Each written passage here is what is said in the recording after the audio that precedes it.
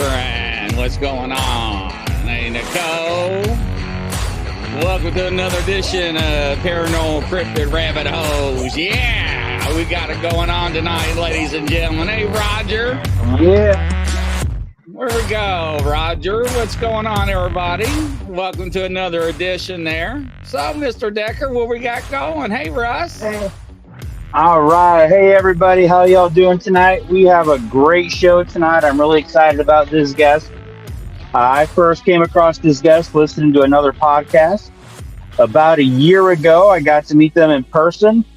And I like to think within that year, we've become pretty good friends. We've had many conversations. Ladies and gentlemen, let's welcome Miss Lady Ann to the show tonight. Miss Lady Ann Celine.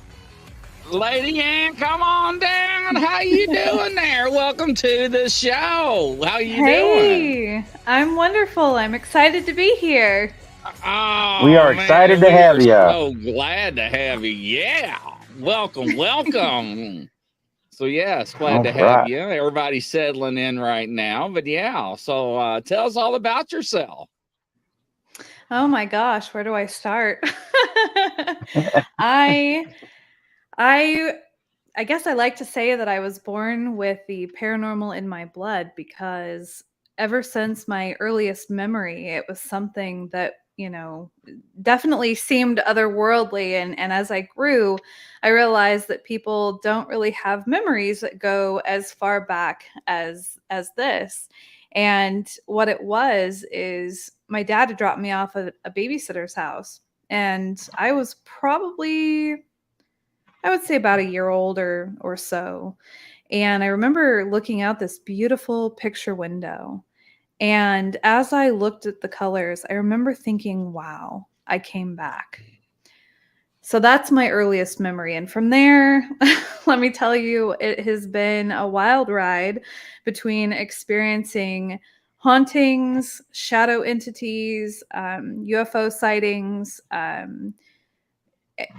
guess a Sasquatch. I'm not really sure, just because the behavior of it seemed to be a little not what I normally hear. So yeah, you name it, I've pretty much experienced it, it seems. Wow, that's interesting. Awesome. And then as far as in the community, what do you do in the community? Have researched, but like I know, but tell the audience what you do for the community and what's going on. Well, I actually run a paranormal digital broadcasting station called KPNL, which is short for K Paranormal. And we have a lot of really great podcasts that we play. It runs 7 days a week.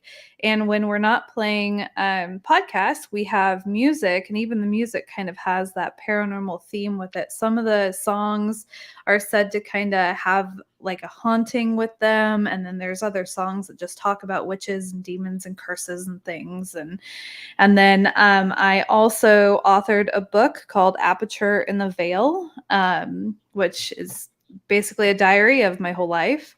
And then I also run a podcast, but it's currently not in production because I'm so focused on my writing. But my podcast is called The Caravan Library of Lore.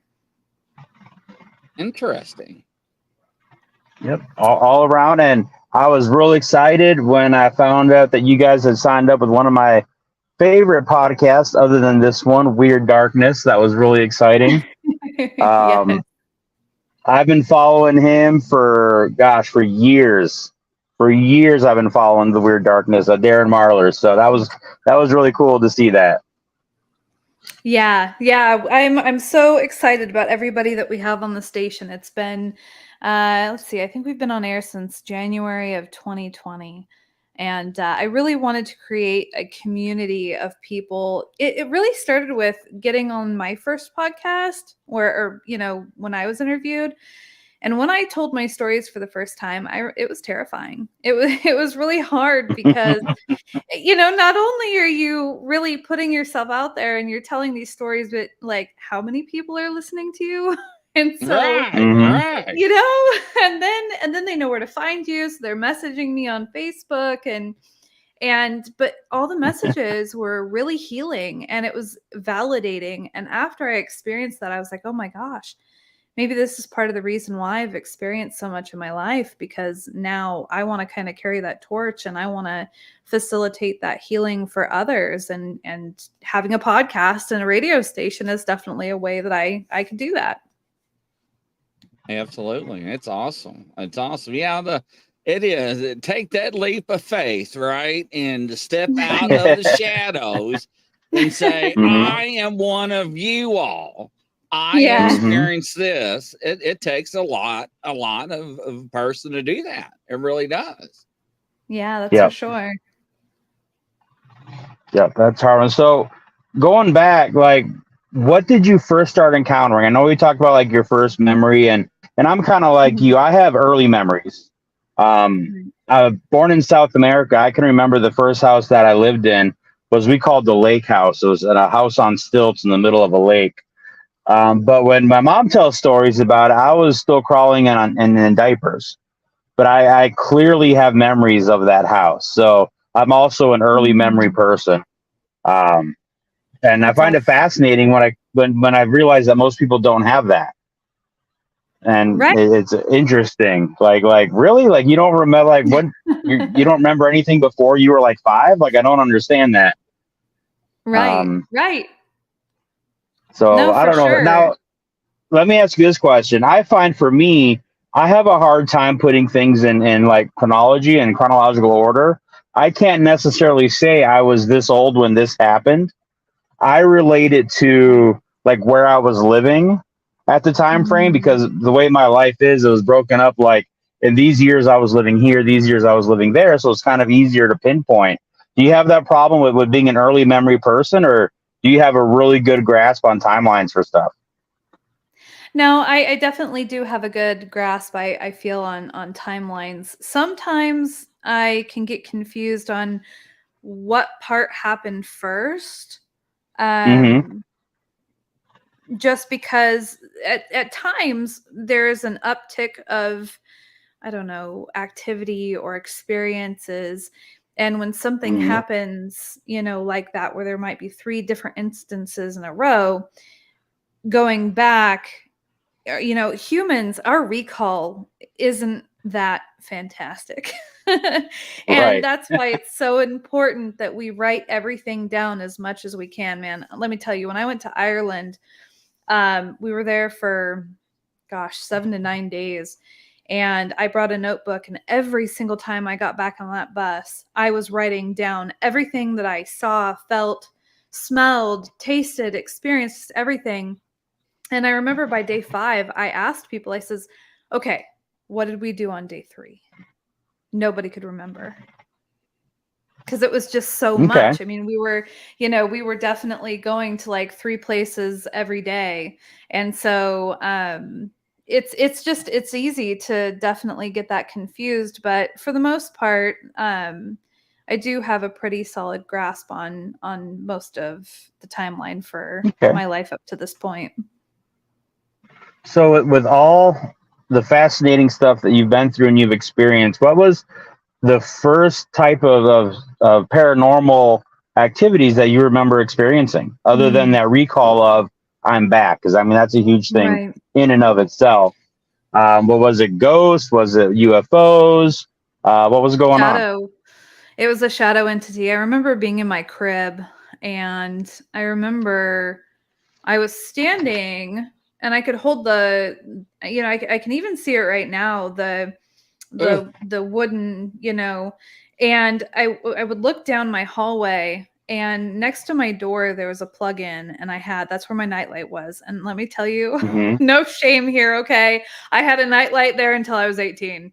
And so I didn't move around. I stayed in that house, and that's where my nightlight always was. And just beyond where the light would kind of trickle out into the hallway, the way that the hallway was, so it's hard to explain a little bit. My dad's bedroom door was directly in front of mine, which kind of made the wall go out a little bit, and then the hallway. So you could stand there and kind of peek around. And I remember seeing these human-like, it was human-shaped, but it was a shadow hand. And I could see the silhouette of somebody, it seemed. It was a shadow person that would kind of put their hand along the wall there and just kind of peek, but they never made it into my room. But I remember seeing that from the time I was in my crib until my parents allowed me to shut the door. Ah, no, no, Yeah. no.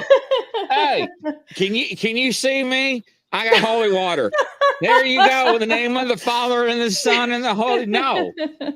Yolanda wants to know. Man, that creeps me out. Yolanda wants to know, Lady Anne, what's the difference between shadow people and spirits?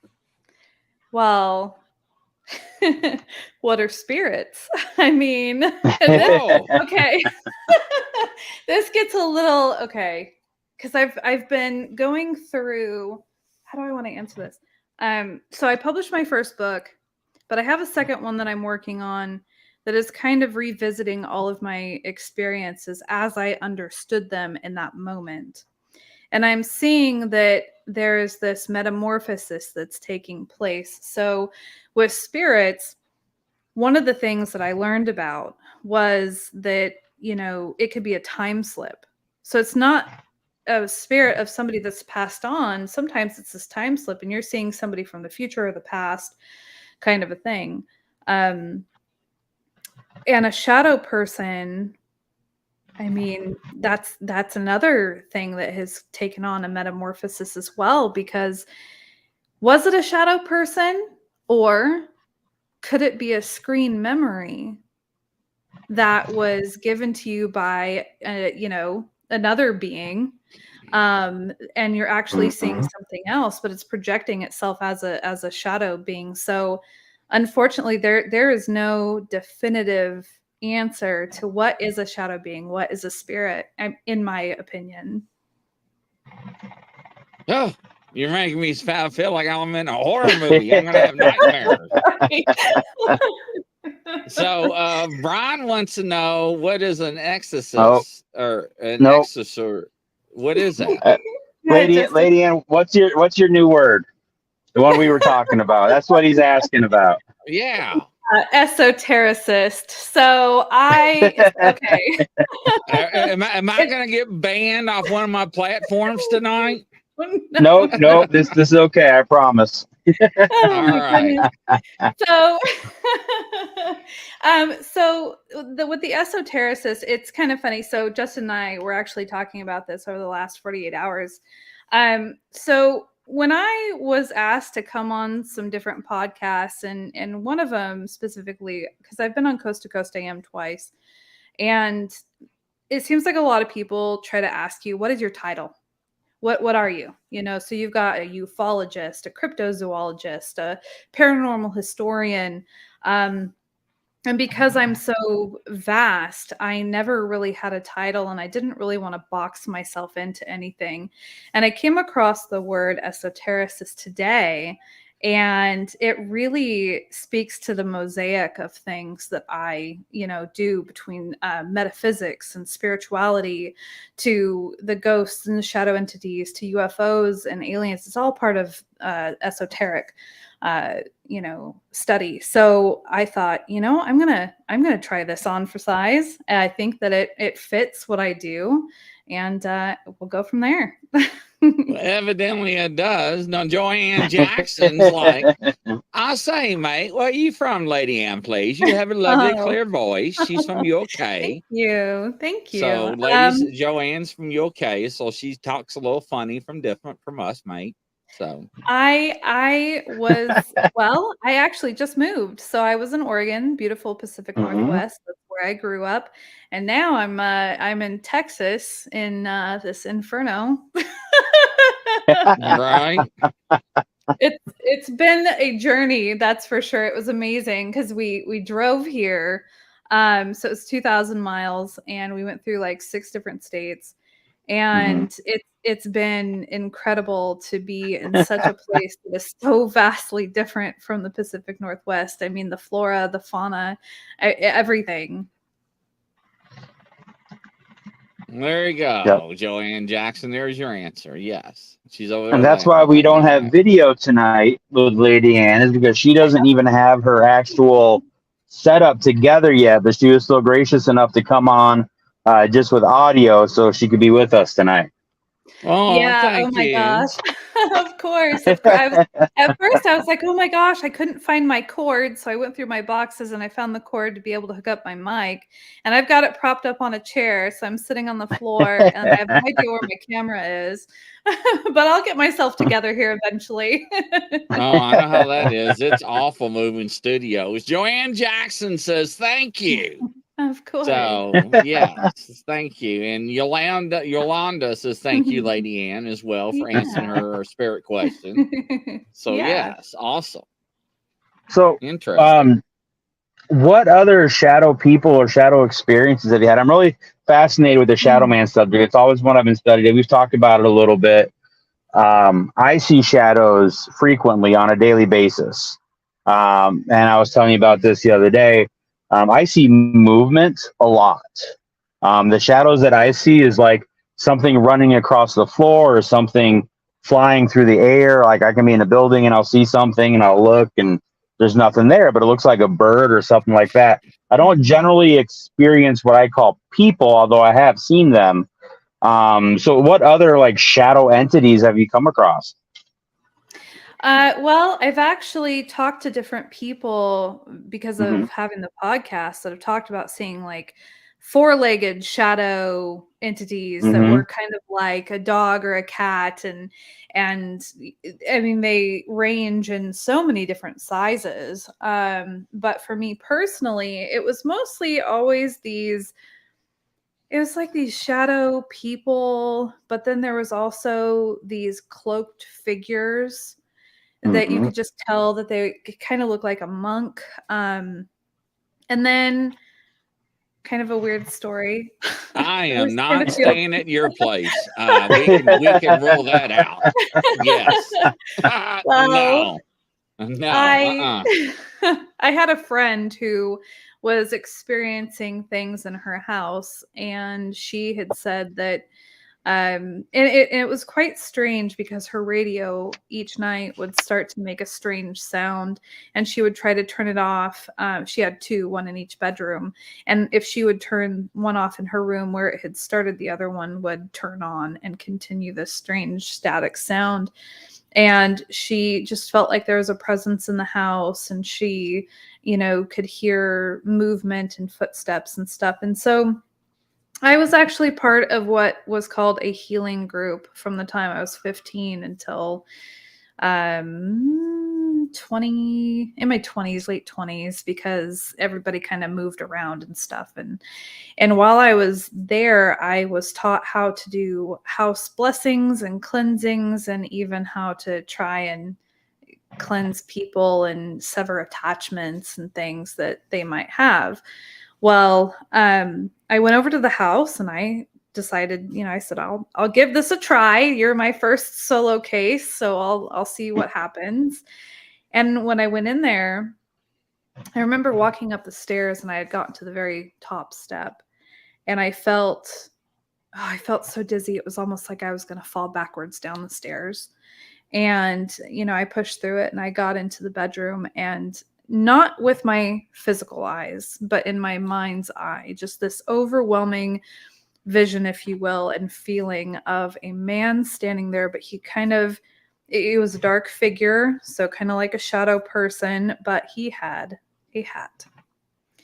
And later on, yes, and I had no idea that Hat Man existed. This was long before any kind of, I didn't have the internet, I didn't have my podcast, I didn't have any of the connections that I do now.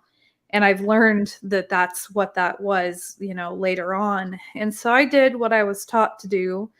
And it was strange because when he left, it was more like I'm leaving on my own accord, but like you're not getting rid of me kind of a thing.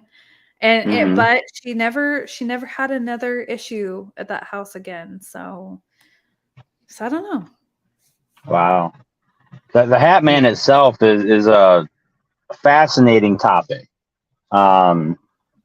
There's a story I don't tell very often, but we used to live in Wisconsin, owned a couple houses up there, and my now ex-wife and my oldest son on occasion was seeing a guy that would walk by the house and lean up against our fence on the yard. We had a chain link fence and look into the house. And then he would walk away. And when I try to get her to describe it to me, because I'm a protective father and husband, I'm going, who's this creepy guy checking out my house, right? Well, the thing was, is they could never really describe him other than he wore a dark hat and a dark trench coat, kind of a looking thing.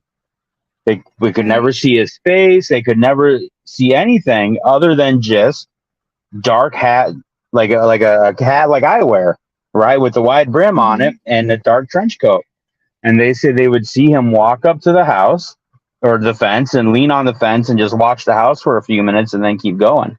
And I've never saw. There was one time where they were like, "Look, he's right there," and I'm like, "I don't see anything." It was only my ex-wife and my oldest son that could see him, and it was just creepy. And from that point on, we got crosses, and we put crosses over all the doors to the house. And we would say a blessing over the house and over the family just to make sure, because we didn't know what was going on, right?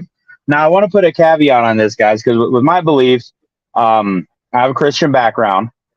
I do not believe that the cross itself has any power. It is a symbol of our faith and where we believe. So, no, I don't personally believe that the cross itself is going to do anything. It's the symbol of our faith as where the power comes in. So I just want to put that out there before anybody starts questioning that part of it. But there's no other way to describe that entity other than a hat man. Right. You know, I mean, that's what it was. And you hear all these stories. And the thing about the hat man is every story I've ever heard, everybody I've ever talked to that experienced the hat man, there's always a negative connotation, a negative feeling to the hat man, right?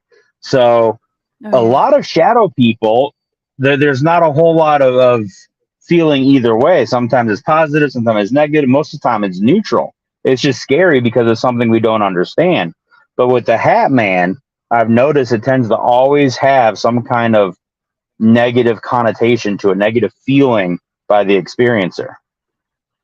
Right. And I've run into that as well. And I've also run into the stories where they've talked about a hat man and then these other shadow entities being there. And that it's almost like I don't want to say like he controls them, but it's almost like a ringleader or like if that makes sense. Yes. Yeah, almost like a hierarchy kind of thing. And, the symbol is the hat or something. Yeah. Yep. Yeah, definitely scary stuff. That's for sure. And then I think as a researcher, one of the hardest things to really research is things like the shadow people, because all you have are stories. There's literally nothing else you can go to, and people can't even define it because it's a shadow. It's like, that's all there is to it. Right. And then you have to use a lot of discernment to try and consider if somebody's being honest and factual or if they're just making stuff up. Because with Bigfoot, and we'll talk about your Bigfoot encounter, like you said, there's kind of a set pattern to behaviors. And once you've researched enough and studied enough, you start learning these behavioral patterns and different things that they do. And you can be like, yeah, I've heard that before, or that's completely different. And with shadow people, it's so all over the board. You hear ones like yours where it's just, you see like a hand and maybe just a head peeking kind of a thing. And I've heard of ones where supposedly they were getting violent and attacking people and actually leaving bruises and black eyes and stuff. Right. So it's wild. And it's one of those things where there's nothing really to research other than collecting people's stories, at least from what I found. Yeah. Well, and the other problem is too, so there are stories where you might have multiple people experiencing a ghost, and maybe they see this apparition, but two people can see something completely different. And Mm-hmm. so it really also depends. And this is something that I guess I learned it from Healing Group, and I took it to heart. And they said that, where we are at on our own journey within this lifetime really affects how we are going to experience things, just not just Mm-hmm. in life and how we perceive things and how we judge things, but also how we see, the spirit realm and how Mm-hmm. it affects us. And so we could stare at the same thing and have two completely different experiences. So even then, trying to collect the Mm-hmm. stories, it can be hard. Absolutely. I've had a saying for years, and usually I use it as a manager running restaurants and stuff. But I say perception is reality, right? Mm-hmm, Because yes. what each Mhm. individual perceives is their own reality. So people talk about, well, this is That's what true. reality is, and I say, well, reality is technically different for everybody because it's just Yeah. the same thing as saying there's two sides to every story, right? It's literally the Oh, yeah. same thing. It's just in a more visceral, more physical, more actual experiences, understanding that again, you might see one thing and I might see something completely different, and we get different feelings off of it, and how we react with it is different, even though it's literally the same thing. And I personally believe that there are some entities out there that is how they are. They're an energy or entity, and we perceive them each differently, and we experience them Yeah. differently. Mhm. And I've come across this in the Bigfoot world. You get some of those rare stories where somebody experienced the Bigfoot, but somebody experienced something else. Maybe just Mm, a mhm. fog or a mist, different things like that. So it's definitely an interesting aspect where people like us, that we don't just focus on one thing. We look at big picture stuff. We look at multiple different happenings, and we see those kind Right. of connections.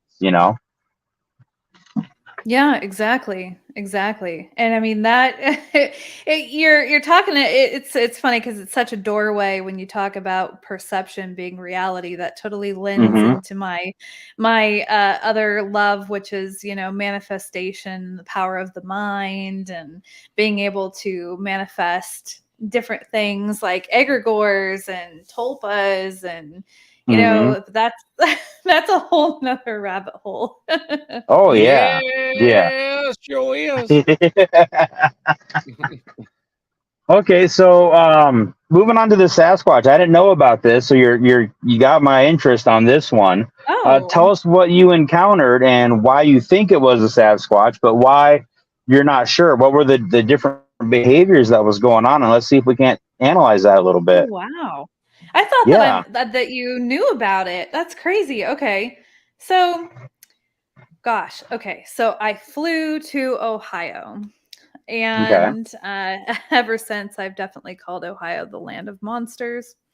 I no longer like I was like, okay, I'm not a believer, I'm a knower in this moment.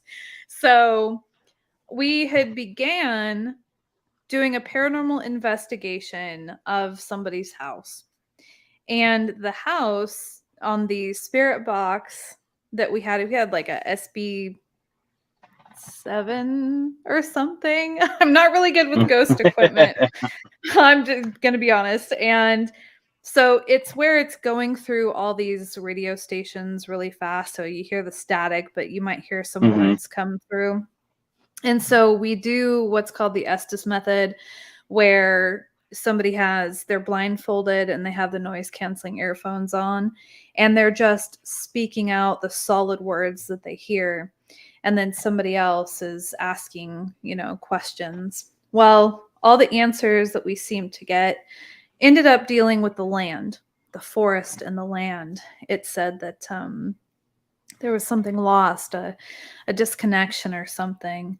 And so I had the great idea that, well, maybe we should go ghost hunting in the woods, right?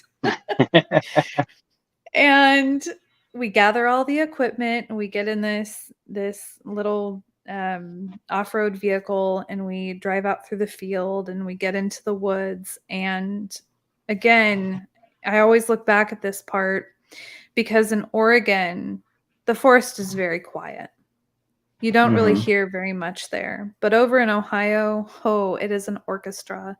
You have the cicadas and the crickets, and the lightning bugs were out. I got to see my first firefly during this, which was amazing. And however, when we got to the woods, it was completely silent. And that should have been a clue for me, especially as somebody, I spent my whole life, I descend from a bunch of rock hounders. I was in search and rescue. I should have known this. And we go in there, we set everything up, and we're sitting there, and we're just kind of being quiet. And I hear what sounds like this really low guttural growl that's just, it's behind me and off to my right. And I just kind of freeze, and I'm sitting there going, okay, I'm being a wiener. Like, I'm just, that is literally what I thought. And I tried to ignore it. Well, then I heard these footsteps, and I'm just like, okay, that could be a bunny. We're going to just pretend that's a bunny. And again, because I didn't want them to think that I was some scaredy cat and couldn't handle this. And so, however, there's just this feeling that came over me. So I decided to stand up, and I grabbed a flashlight. Oh. And I turn around, and I'm scanning the forest, and just barely out of the light of the flashlight, you can see the actual traditional silhouette. You've got the head, you've got the shoulder. It looks like the arm is kind of around the tree a little bit. And I'm standing there, and I'm like, all I could think in my head was, I'm not out here for you. That's not why I'm here. I never wanted to have the experience. I never wanted anything to do with any cryptid. That was one thing that I was just like, no. And so, boom, I put the flashlight down, and I'm going, this isn't happening. As soon as I put the flashlight down, we hear this really loud, open-handed smack on the side of the vehicle that we drove in on. And the people in my party, they jumped and they laughed, and they were like, oh, we're starting to get some activity. And I'm just froze there. And at the time, their mind, when you're doing ghost hunting, you hear a lot of like doors slam or footsteps. It's normal to hear sounds. But we were out in the woods. And you're going to let everybody die. You're going to let everybody die. You saw what was going to kill everybody. Yeah, it was pretty bad. I was so quiet, and I didn't say anything. And finally they look at me, and they're like, are you okay? And I went to shake my head yes, and then I shook my head no, and I said, nope, we need to go out to the field. We can't be here. I can't be in here. And so they're like, okay, all right, it's okay. Well, we pack up our stuff, and we'll get in the vehicle, and we'll drive on out. So we do. But that's when one of them says, I think something's following us out. And I just didn't say anything until we got out to the field. And finally, I get out, and they're like, are you better now? And I said, yes, this is okay here, because I felt like I could see a lot better. And my friend, and I knew it. I knew it. She had got out her phone. She put something on it, and she held it up in the air. And I just held my breath, because I knew what was going to happen next. And yeah, you're gonna die, just like Jurassic Park. Yeah, so she played the 1994 Ohio Howl recording. Oh my Lord, no. Yeah. And I'm just like, if I was one of those cartoons where you see it just turn white, that was me, just like pale as a sheet. And so as soon as that's playing, sure enough, the same sound, the same cadence, the same tone, everything came out of the woods where we just were in response to that. And here it's howling at us, or whatever you want to call it. And then you hear this really loud, like it's ripping something out of the ground and it's smacking it against another tree. And I'm just at that point, I jumped in the little vehicle and I was like, go, go, go. And and we finally drove back to the house. And they wanted to go back out, and I was like, fine, but I'm not. I'm good. I found Sasquatch. It's done. Like, my search is over. And I stayed inside the house until they came back. And I felt a little better at this point, and so I thought, okay, I haven't heard of anybody else trying this, because you have two totally different camps when it comes to Sasquatch. You have the people that believe that it's, I guess they are called apers, and then you've got the people that believe that it has interdimensional property stuff. And so I was like, okay, I want to get out the spirit box. Let's do the Estes method again, and let's just see what happens. You are crazy. I'm not Yes. going in the woods with you either. I am not going in the woods with you either. Everything And okay? so- Yeah, we're about to die. Yeah, go ahead. Yeah. I really didn't want to like be the scaredy cat, but looking back, I definitely, I learned a lesson for sure. But so we start the Estes method, and it's just so weird. We could feel this presence come around us. And I remember saying, we looked up on the ridge, and both of us saw the same silhouette up on the ridge by this tree, and it did that same like that sway back and forth that they talk about that they do. And the person on the Estes method, who's blindfolded and everything, and also facing the opposite direction, says, "See, you see me." And Wow. so another person from the party turns the flashlight on and shines it up towards where we're seeing the silhouette. And then the person on the Estes method again says, "Bright, too bright." So we shut off the flashlight. So it's clear to us, at least in the moment, that somehow this thing is able to speak with us through the spirit box. And the thing is, though, when it was talking about the land and everything, there was almost this shapeshifter type of entity that had briefly come through. And we didn't really give it too much attention. But as we're doing this session, and it had said something along the lines of, we were once worshipped, but now we're a myth. And then from there, it started to turn.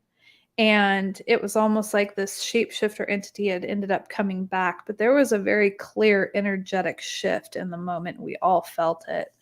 And at that point, it had said the nicknames of the children. And at that point, we were like, we're done. And we cut it off, and we were finished. And that was the end of it. I'm surprised you didn't leave the person sitting in the chair in the middle of the woods. You know what? Okay, I'm going to backtrack really quick. You did, didn't you? No. Actually, well, okay, hear me out. I had this other experience with my sister. And so I guess I have a habit of this. Leaving them. We were walking along the road, and I was about 13 at the time. So we're walking along the road, and we see this man off in the distance, and he was stumbling, and it looked like he had liquor, in a paper brown bag, Right. and he was really stumbling. And as we got closer, I felt I was feeling scared, and something really just, I don't know. It just made my hair stand on end, and so I just took off running, and I left my sister. I knew it. Did you know I was I was a police officer, right? Oh man, no, I didn't. Yes. Yes. Captain Detective. I knew it. Well, So if we ever go out in the woods together, we're going to be handcuffed together. So if you run, I'm running. And if you ever turn white, we are running together. And I'm going to drag your butt. So yes. Yeah, I mean, that's true. I mean, luckily she caught on and she started running with me. And it was one of those things where we ran down a street, took a left-hand turn, down another street, took another left-hand turn. And I went straight for this church garden area, and I hid in the bushes.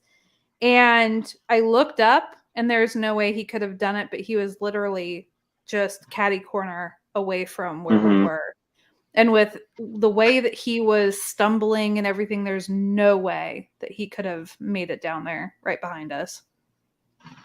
Wow. So, well, you know what they say up here in the mountains, though, right? Up here in the mountains, they say you ain't got to outrun the bear. You just got to outrun the person that you're with. Yep, that's true. Oh, man. Okay, so. It ain't all, man. I can see you out in the middle of the woods. We're all getting ready to die. And you're like, no, we're good. You're going first. I'm going to make it out. No, we're good. Yeah, no, if I go extremely silent, you know something's wrong. Oh, I know. I felt that. I already knew about that about you. As soon as you start talking. Yeah. So, yeah. So I guess with your experience, the part that doesn't fit the normality of a Bigfoot experience is when you guys were communicating through the spirit box, right? Right. Because everything else is pretty much, standard Bigfoot experience.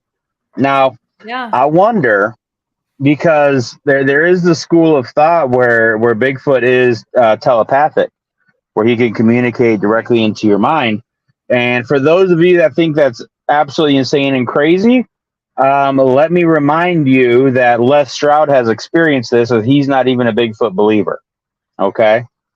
So people out there that don't even believe in the woo, don't even believe in Bigfoot, have experienced something, aka Bigfoot, speaking directly into their minds in human thoughts and human speech. Okay? And so, Lady Ann, what you're talking about is exactly the same thing. The only difference is it was able to be picked up through a spirit box. I wonder, and I'm going to have to look into this now, because thank you for now adding this to my laundry list of things to ponder for the rest of my life. If spirit boxes are able to somehow pick up on telepathic communications and not just necessarily ghosts or entities or things that we would normally hear, I wonder if there's any correlation in there between thought projection, telepathy, and how spirit boxes work. Well, see, exactly. That's definitely okay. So I'll take it a little step further. Oh my God. Rabbit hole. Right. Well, so on one of the investigations that we went on, we had somebody that had two, I don't know if they were millimeters, but basically if you touch the antenna, it will cause the lights to go from green to red. So red is if you're like holding on to it, or you can tap it, kind of thing. Well, okay. They asked, can you make the one on the left turn red? And it turned red. And then they said, okay, now can you make the one on the right turn red? And it did. However, all of us were standing there. And I think, well, I have a wonder if we're all sitting there staring really hard at this and we're wanting to be in a haunted location, is there a chance that we all, our collective energy, caused it to turn red? That it was us and not a spirit? Right, because we have a limited understanding of how these instruments actually work and how some of these things pick up. Like, what are they actually picking up?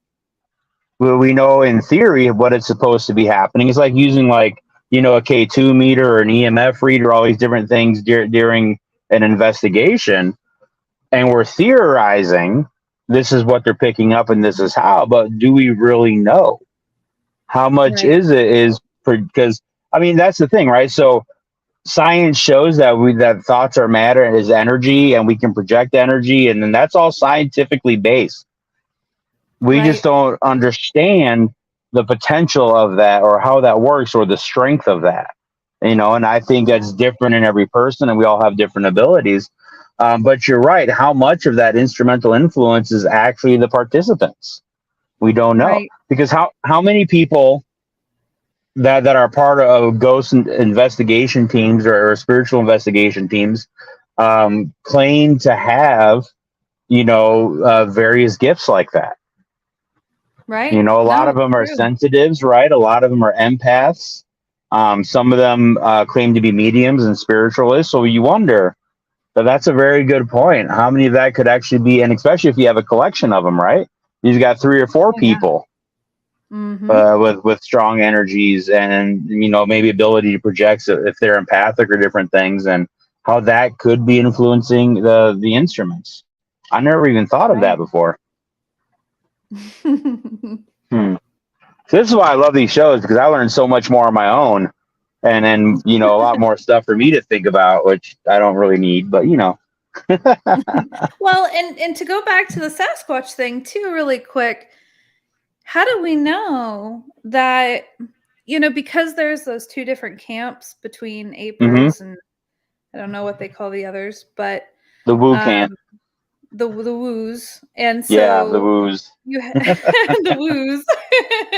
So what if that there was something like a shapeshifter that Hmm. knew that somehow had access to our fears, but this seems more like it would be in our DNA, like an ancestral fear, because you hear Hmm. about, you know, the Native Americans interacting with these beings. And so maybe what if there's this shapeshifter that can take on the image Hmm. and behaviors of a Sasquatch?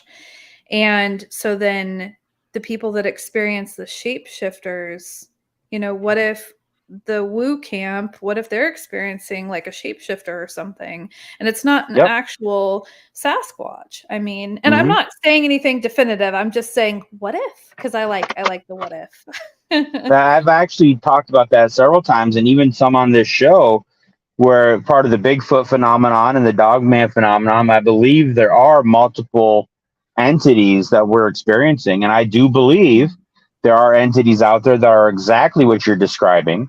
They're the shapeshifter ones. They're the ones that can feed on us and our thoughts and our and energies, and will take a form to match what they want to go from there.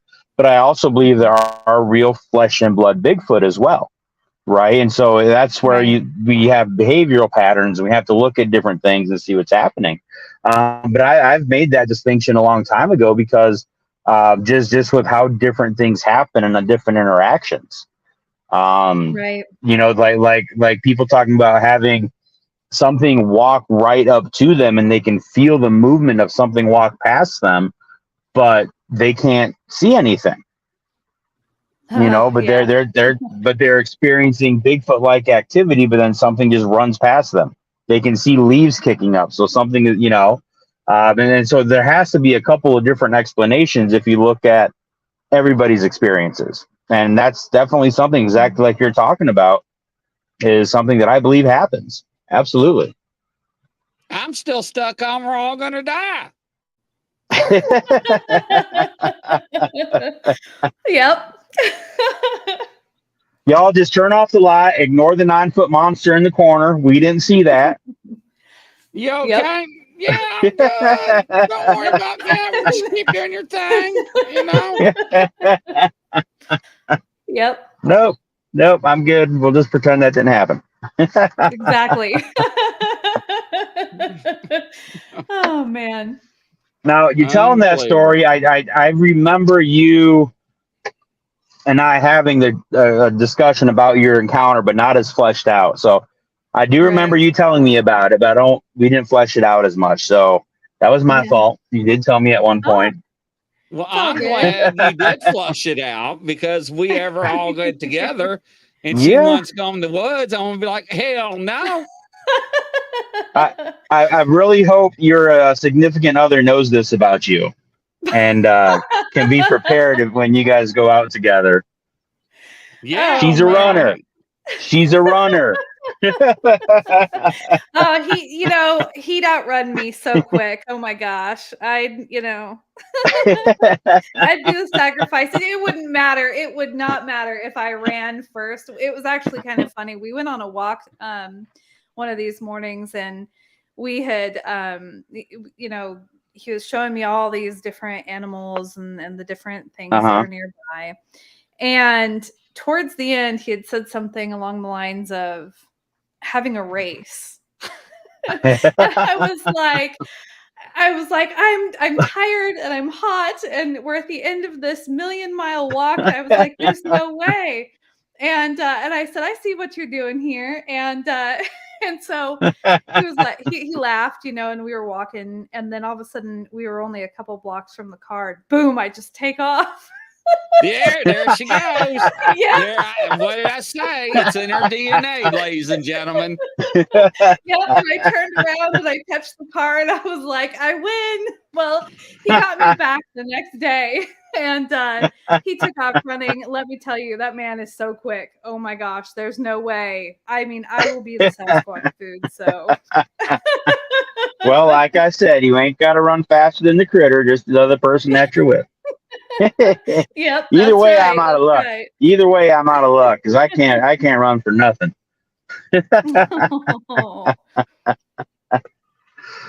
Oh man. Yeah. Unbelievable. So circling back to the shadow entities, Grizz, I'm saying there's a lot of people in our audience there telling their own stories of shadow men and shadow encounters. This is a very common phenomenon. Very common. Yeah. And I think it's people talk about it, but I think it's so underreported. Because again, it's kind of a general, what did I see? I don't understand. Did I see that? Did I not see that? And then people are talking about, I saw the colored eyes, I saw, teeth. Does that still count as a shadow entity, as a shadow man? Because now we're seeing specific parts, It reminds me of Brenton Sawin, a good friend of mine, may he rest in peace. He talked about one night he saw what he thought was a shadow man. Right. But as he watched it standing next to his bed, he realized it wasn't a shadow. It was an actual being, but its skin was so dark and textured that it looked like a shadow. And if he hadn't been just 6 inches away from it next to his bed when he rolled over, he never would have seen that it was actually textured skin and shaped, but it would have looked just like a shadow. That's wild. There's so many things that happen that we just can't even describe, and so we have to lump it into a category like shadow men. And I agree. It's amazing. And it's fascinating. Hard. Yeah. Yeah, well, and it's hard too because it's so easy to sit there and go, are my eyes playing tricks on me? Can I really trust what I'm seeing? Only thing I know is Lady Ann, the people are making comments. They hate to see what the hell when they put it this way. They're saying they hate to see what you look like when you're really scared when you do run. So, the Roadrunner. We'll just put it that way, right? Oh man. So yeah. I've talked to a lot of people in my normal working life, and once you start talking to them, they'll come out and say, "Oh, I one time I was at so and so's house, my mom's house, whatever, and I saw something walk across the hallway, but there was nobody there." Like there's people that are not into the subject that experience this, and that's where I know there has to be a grain of truth in here, because everybody's all like, well, you imagined it, or you wanted to see something so bad, so you had an experience, right? We've all heard that. But when you talk to these people that have no clue, no interest, they don't even like watching scary movies, and they're experiencing these shadow entities or seeing things, there has to definitely be something to it, right? And so Yeah. if you guys are listening and you've experienced something like that, just know you're not crazy. Whether you believe in it or not, you can still experience it and still have something happen, you know? Oh yeah. Yeah, Oh, Brian, there you absolutely. go. Yellow eyes, yellow teeth. Yeah, it's wild. Yolanda wants to know, Justin, are you sure it wasn't an alien? You can never be sure. We don't know. That's the whole thing. How do we define it? You Especially with the know? texture skin. So Yeah. I still can't get my Brenton. mind off of being in the middle of the damn woods. Her with the flashlight looking at this creature, like, no, we're good. And we're all about to die. Ladies and gentlemen, let's get real though for a second. Well, that is a true friend. We're all getting ready to be eaten by a monster, from Ohio. And we're all having fun, and she's about to wet herself, freaking out, looking at a creature that does not exist in real life, and telling everybody to remain calm. We're cool. Everything's fine. No. It's one of those things too, where even though I've had so many different experiences throughout my life, I still remain a bit skeptical. Because it is so hard to know, okay, did I, for instance, I have, I don't know, again, I'm not really sure what to call it. So I was out on my patio one evening and I was just kind of contemplating the next article that I wanted to write for this newsletter that went out to all the residents. And I was thinking about Earth Hour. And I wanted to participate in it. And so I'm just kind of stargazing and something catches my eye. And it's this big cloud of smoke. And I thought, well, gosh, somebody must be, I don't know, vaping. And it's like this big dragon cloud, so that I'm looking for the person that's blowing this massive thing. And there is no person. It is this... this human-like being that just kind of comes out of the smoke. It manifests, and I watch it walk down the road. And I do not have, it was like in that moment, there was no flight. It was just freeze. It was just absolute freeze. And I'm like holding my breath as I'm watching this thing walk, because I'm sitting there disbelieving what I'm actually seeing. I'm sitting there going, there's no way that I'm looking at this right now. And if I look at it too much, is it going to energetically know that I'm looking at it? Oh God, what do I do if it looks at my face? Like, and we make that connection. Like, what am I going to do? And then all of a sudden it just disappears through this like invisible door. So finally, I'm able to get back inside the house and I shut all the windows and blinds. Well, when I get to the last window and I have my hand on the pull string to put down the blinds, sure enough, in the window across in this next apartment, I see this thing in the window. And it is exactly what I just saw walking down the street. So I took a picture of it, and it's actually in my book. But wow. I have sent it off and told people debunk it. Like, I'm cool with that, because if somebody can debunk it, then maybe I was just having a weird experience, and I don't know, it would at least make it less real, if that makes sense. So I'd be fine with things being debunked, but nobody has been able to yet. Wow. So yeah, it's hard. It's hard because the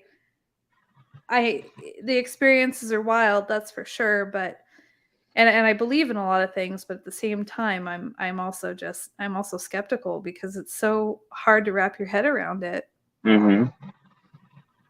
Well, it's one thing to believe in a lot of the things that we believe in on a instinctual level, right? Because you and I have a lot of similar beliefs in areas, and we differ in a lot of our beliefs in areas. But we believe in energies and healings and the reality of situations like that. But these things don't always fit within those beliefs, right? So of course we're still skeptical just because we believe in some quote unquote like far out there things doesn't mean we believe in everything or that we even think of everything or how it's connected.